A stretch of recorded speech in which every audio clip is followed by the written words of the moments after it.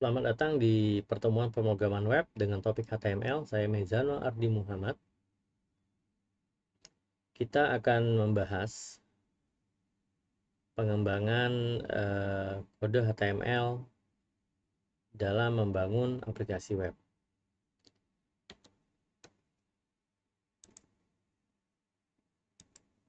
Jadi objektifnya di sini adalah untuk memahami konsep dari dokumen HTML, mengetahui dasar penulisan dokumen HTML, dan dapat menggunakan tag dan atribut dalam dokumen HTML. Sebelum kita mulai membuat dokumen web HTML, kita harus mempersiapkan peralatannya. Case tool atau computer aided software engineering tools yang kita gunakan itu ada dua macam. Pertama adalah text editor seperti Visual Studio Code, Atom, Subtext atau Notepad++. Dalam hal ini yang akan kita gunakan adalah Visual Studio Code. Dan kemudian kita juga memerlukan web browser seperti Mozilla Firefox, Opera, Safari, Google Chrome, dan Microsoft Edge. Yang populer sekarang engine itu ada engine Mozilla yang dipakai Mozilla Firefox dan engine WebKit yang dipakai oleh Google, Opera, dan Edge ya. Nah, dalam hal ini kita akan menggunakan Firefox. Kedua aplikasi tersebut dapat diunduh di situsnya masing-masing. Kalau Firefox bisa diunduh di www.mozilla.org/n-us/firefox. Nah, kita bisa buka halaman ini, juga bisa klik tombol Firefox di sini yang browser ya. Kita bisa klik atau klik dari sini juga bisa download. Nah, kita bisa klik di sini. Nah, di sini akan muncul pilihan di bawah ya, ada desktop, mobile, enterprise. Yang akan kita pakai adalah yang desktop karena kita akan melakukan debugging terhadap dokumen HTML. Bisa diklik, nanti dia akan menyatakan download akan segera mulai. Nah, saya sudah download jadi saya tidak lanjutkan ini ya. Silakan dilanjutkan sendiri. Kemudian untuk Visual Studio Code bisa di-download di https code.visualstudio.com/doc/. Oh ya, sebetulnya sih depan ini code visualstudio.com juga cukup dapat. Nah, ini ada pilihan, kita bisa klik tombol sebetulnya download for Windows. Ini juga ada pilihan kalau misalnya mau download sistem operasi yang lain. Jadi ada untuk Linux, ada untuk x64 ada, Windows x64 ada, untuk macOS ada. Kalau mau download versi yang lain juga bisa. Nah, saran saya, dia akan mendeteksi secara otomatis sistem operasi yang digunakan, jadi sehingga yang muncul pertama ini biasanya sudah yang paling tepat. Silahkan diklik. Nah, nanti dia akan memberikan konfirmasi mau di save atau tidak. Nah, saya sudah download, jadi saya klik cancel di sini dan silahkan dilanjutkan sendiri. Oke, kalau kedua software tersebut sudah terinstall ya, dalam hal ini saya di sini sudah menggunakan Firefox ya untuk web browsernya.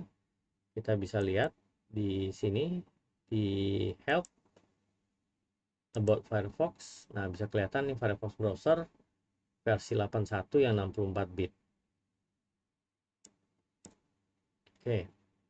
Nah, kemudian untuk Visual Studio Code-nya di sini saya sudah install ya. Ini tampilan pertamanya. Kita bisa lihat versinya. Nah, ini 149.2 ya yang saya pakai. Nah, untuk mulai memakai, kita pertama sebaiknya disarankan untuk membuka folder. Jadi di sini open folder. Bisa buat directory baru, silakan ya, klik new folder. Kalau dalam hal ini saya pakai yang sudah ada ya, yang saya sudah buat. Nah, kemudian klik select folder. Ya, setelah folder yang dibuka, kita klik select folder. Nah, seperti itu ya.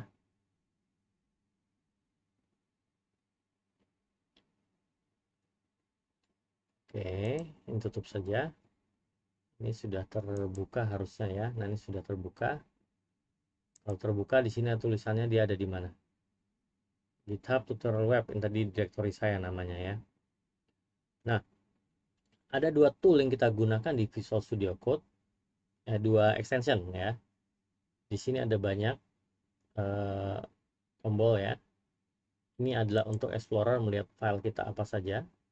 Kita akan sering menggunakan ini ya. Pencarian juga akan kita gunakan.